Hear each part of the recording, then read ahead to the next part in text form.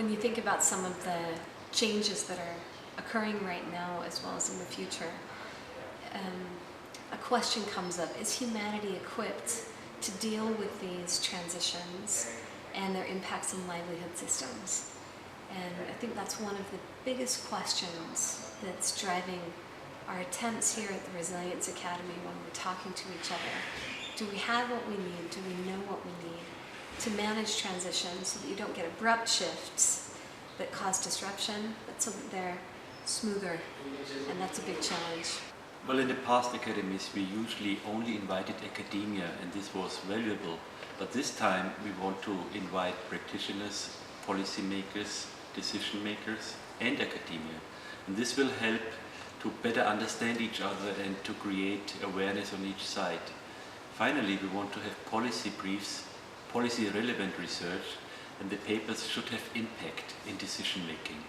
One important goal for the Munich Re Foundation is that we would like to implement thoughts or aspects of disaster risk prevention into the debate of the Resilience Academy, because disaster risk prevention is, in our eyes, important for increasing resilience. We are so proud to host it in Bangladesh for a number of reasons. One is that bringing these specialists, these movers and shakers, people who are trying to affect change and understand issues, to Bangladesh and allow them to have a platform for discussion and to question what a lot of things that have been taken for granted, such as what is resilience, what does it mean in our different contexts, and what does it mean to Bangladesh as well, as Bangladesh being a country which is regarded as a lead nation in climate change discussions. We hope that we can plant the seeds of collaboration here in Savar, in Bangladesh, so that people and institutions can kind of further these initiatives and ensure that work continue beyond the 5 years that are set forth by the Resilience Academy. Resilience Academy for me is an excellent forum for practitioners and researchers to interact and contribute to a meaningful future.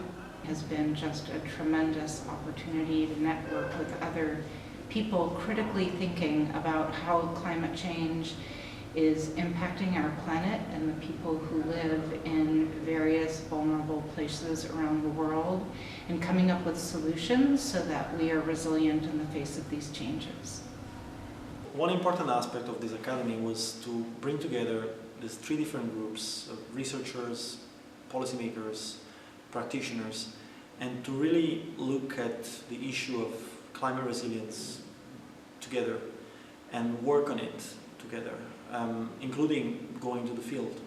And this is something that here in Bangladesh I think is happening, this interaction between policymakers and researchers, and something that a country like Haiti needs.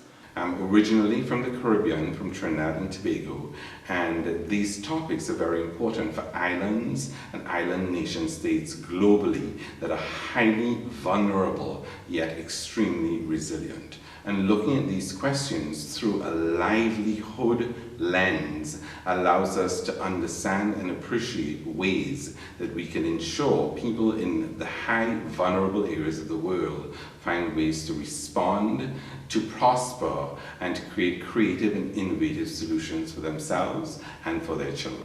One of the things that I've learned at the Resilience Academy is the importance in Bangladesh of demonstrating that in order to address some of the coming climate change issues, we need to have good community level grassroots action.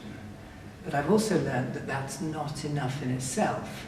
We also need top-down action by government and by civil society in order to prepare for the changes which are already happening.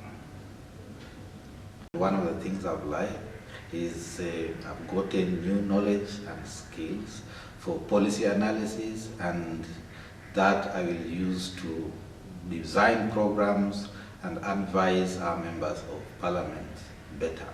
The knowledge that I gain will definitely help me to do more research on the subject, and I also would like to develop some course units to offer to my students when I go back to Sri Lanka.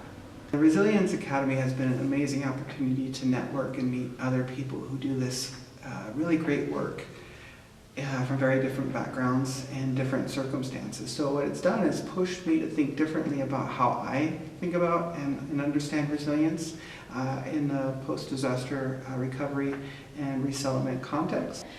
The major takeaway I have from the Resilience Academy is to think broader and deeper about resilience. What I learned from the Resilience Academy is that resilience is probably the most important goal to achieve sustainable development. But there are many issues related why brilliant minds should think about that, because it's such a deep and multifaceted concept that there's quite some thinking required in order to define what we mean by talking about resilience.